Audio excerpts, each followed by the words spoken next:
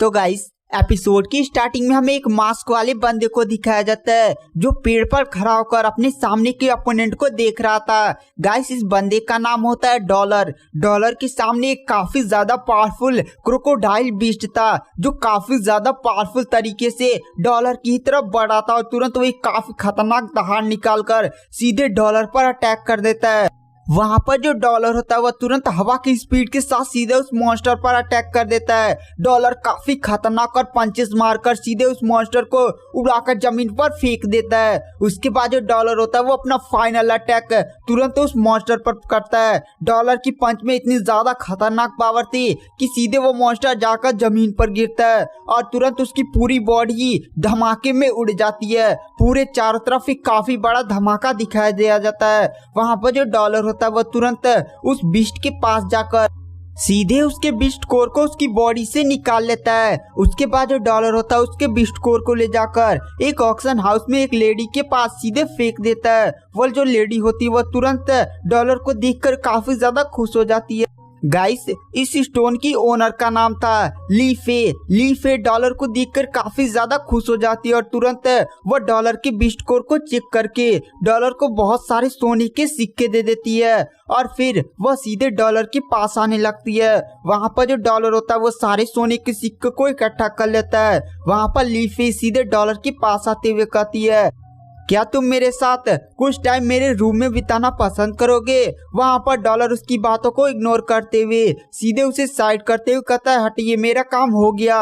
उसके बाद वहां पर जो डॉलर होता है वो सीधे उस स्टोर से बाहर चला जाता है। वहां पर वो लेडी काफी ज्यादा शॉक में थी। तभी वहां पर जितने भी लोग होते हैं वह कहते हैं, अरे ये तो डॉलर है ना?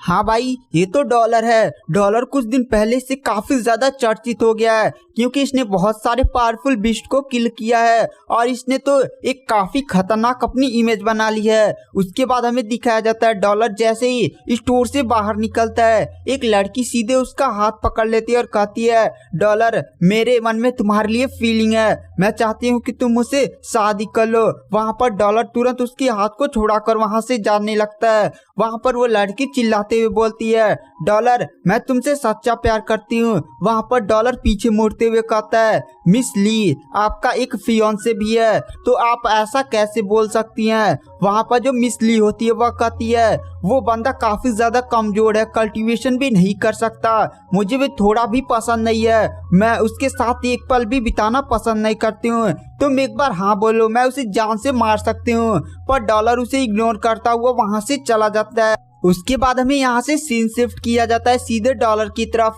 डॉलर जंगल में जाकर तुरंत एक जगह अपना मास्क निकालता है। गाइस डॉलर का नाम चू फैंग था जो चू फैमिली का एक बंदा था और जिस लड़की से अभी वह मिला था वह उसकी फियांसे थी, लेकिन वह लड़की काफी ज्यादा एक हरामी व्यक्ति थी। वहां पर जो डॉलर होता है वह तुरंत चू फैंग बनकर फिर से अपने कमरे में जाता है। वह देखता है कि उसकी बहन और छोटी बहन को कोई बंदा परेशान कर रहा था। वहां पर सीधे चू फैंग वहां पर पहुंचता और कहता है, क्या हुआ दीदी? तभी वहां पर हमें एक बंदे की तरफ दिखाया जाता है जो चू फैमिली का एक सबसे ज्यादा पावरफुल डिसाइपल होता है जिसका नाम होता है चू क्विंग। और ये चू क्विंग बोलता है, फैमिली एल्डर ने मुझे तुम्हारी बहन से शादी करने के लिए भेजा है, इसीलिए मैं यहाँ पर तुम्हारी बहन को शादी के लिए ले जाने आया हूँ। वहाँ पर चू फैंग ये बात सुनकर काफी ज्यादा गुस्सा हो जाता है और कहता है, तू एक काफी ज्यादा नालायक बंदा है, मैं तेरे हाथ में अपनी बहन का हाथ कभी नहीं दूंगा, तेरे जैसा घटिया आदमी ना।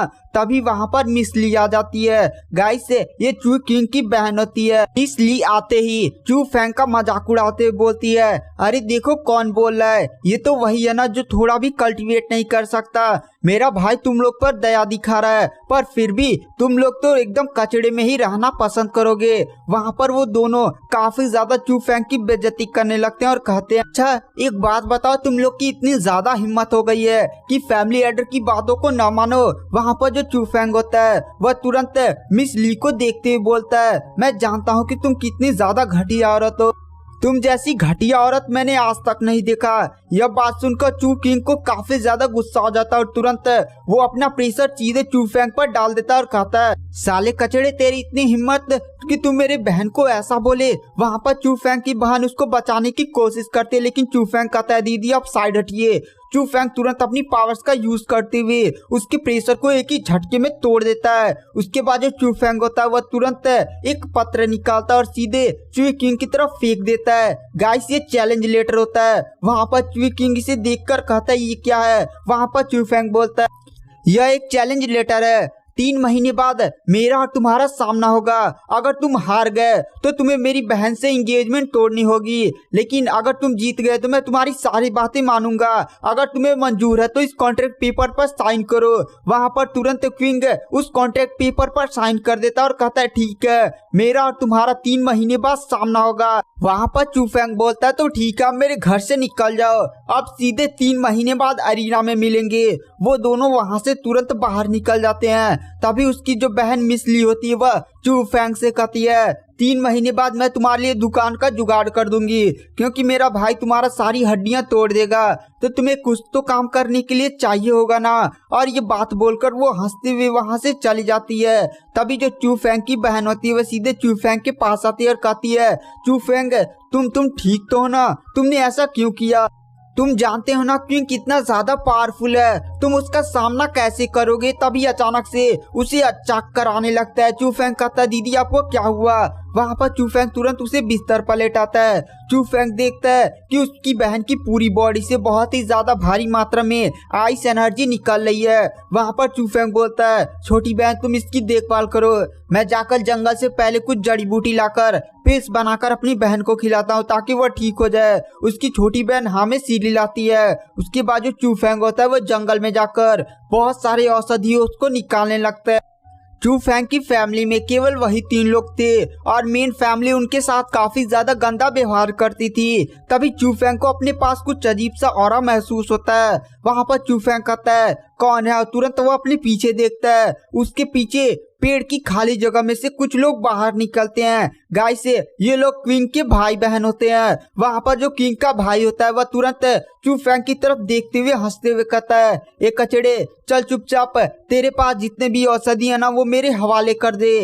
चू फेंग को याद आता है ये तो वही बंदा है जो इसकी बहन को छेड़ा करता था, लेकिन मेन फैमिली में इसका भाई क्विंग था जिसकी वजह से इसे कोई भी सजा नहीं मिल पाती थी। वहाँ पर चू फेंग ये देखकर काफी ज्यादा गुस्सा हो रहा था।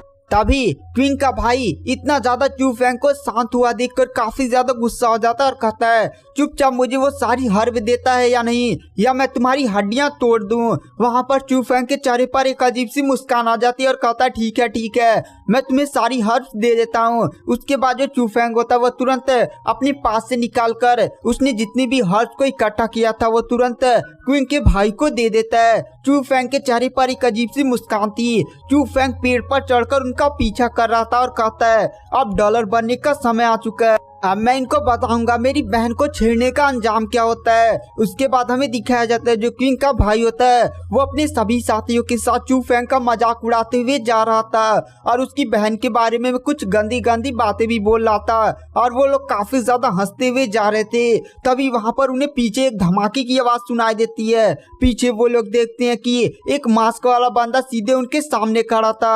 वहाँ पर तुरंत डॉलर बोलता है चुपचाप तुम्हारे पास जितने भी चीज है ना वो मेरे हवाले कर दो, साथ ही साथ अपनी स्पेस रिंग भी मुझे दे दो। अगर तुम लोग चुपचाप नहीं मानोगे तो मुझे अपनी ताकत का इस्तेमाल करना पड़ेगा।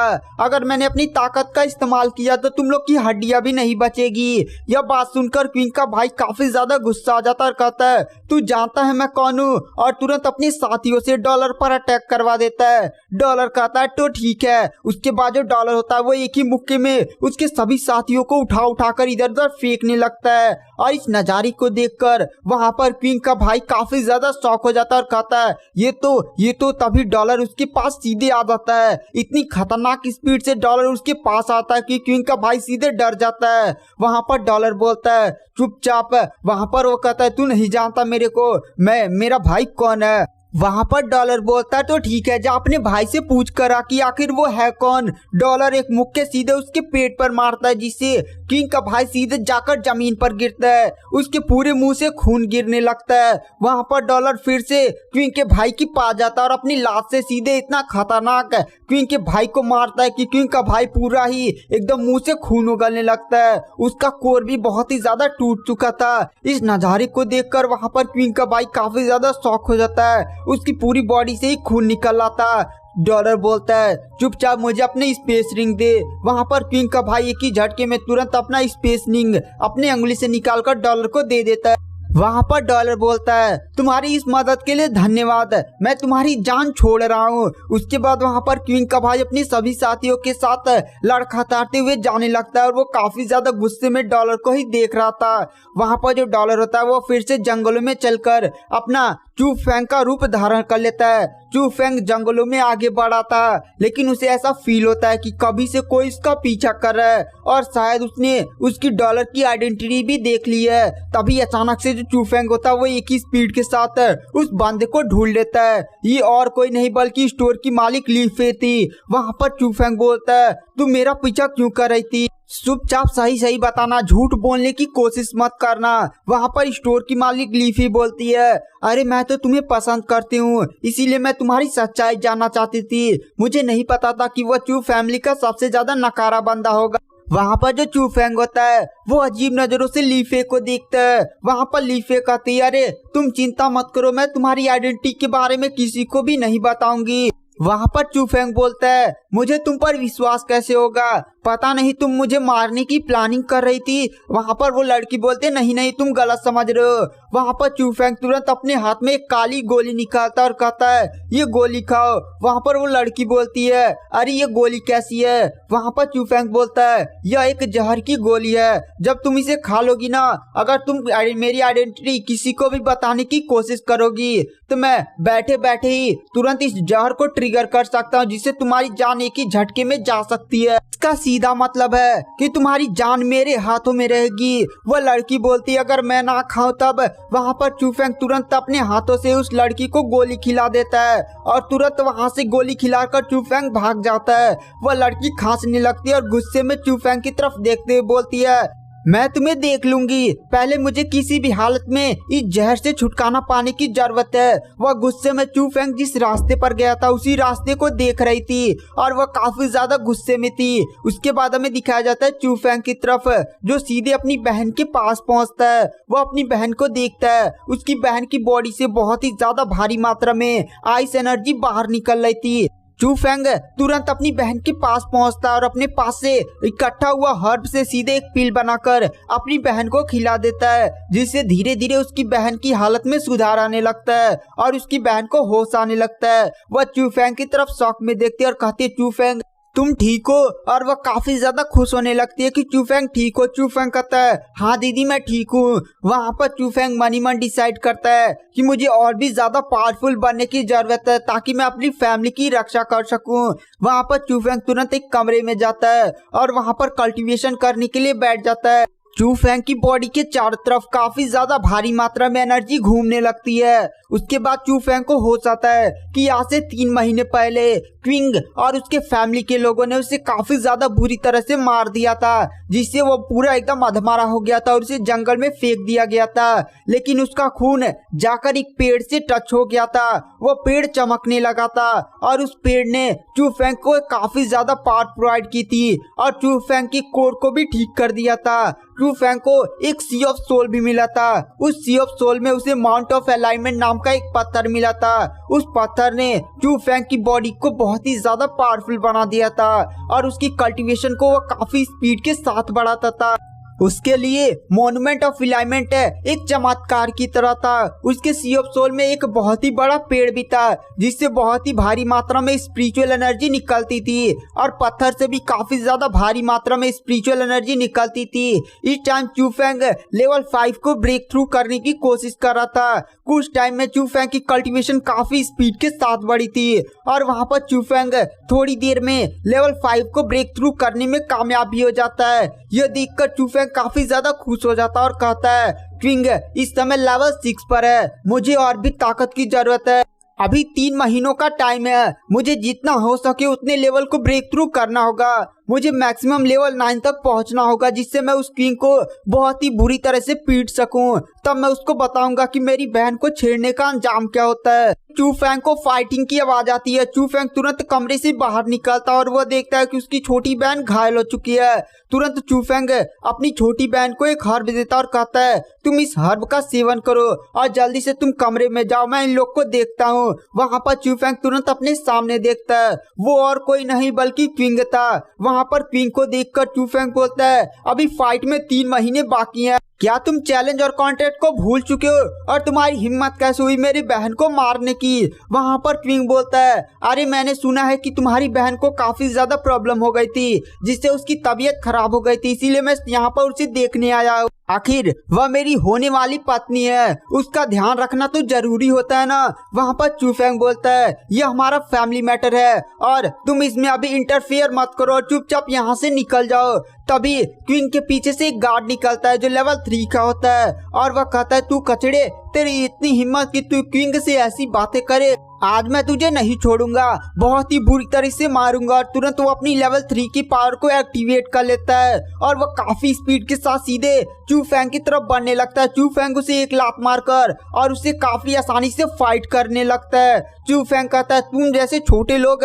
उसके बाद जो चू फेंग होता है वो तुरंत काफी खतरनाक एक मुक्का सीधे उस बंदे को दे मारता है। चू फेंग का मुक्का इतना ज्यादा खतरनाक था कि जैसे उस बंदे से उसका मुक्का टकराता है वो बहुत ही ज्यादा घायल हो जाता है और सीधे जाकर जमीन पर गिरता है। उसके पूरे मुंह से खून निकलने लगता है। वहां पर किंग बोलता है, अच्छा तुम लेवल 5 तक पहुंच चुके हो, चलो अब 3 महीने बाद कुछ तो फाइटिंग में मजा आएगा।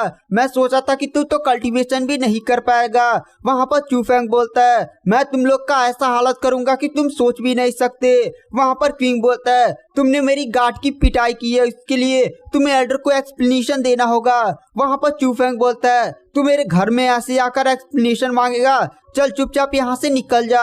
वहां पर किंग बोलता है, चलो 3 महीने बाद मैं तुम्हारा वो हालत सभी एल्डर के सामने करूंगा ना कि तुम चलने फिरने में भी काबिल नहीं रहोगे। मैं तुम्हारी शरीर की सारी हड्डियां तोड़ दूंगा। चलो अब मैं चलता हूँ। 3 महीने बाद सीधे अरीना में मिलते हैं। और गाइस, आज की वीडियो की एक्सप्लेनेशन को यहीं पर एंड कर देते हैं। नेक्स्ट एपिसोड जल्दी हमारे चैनल पर अपलोड कर दिया जाएगा, तो यहीं पर बने रहिए। Thank you, bye bye.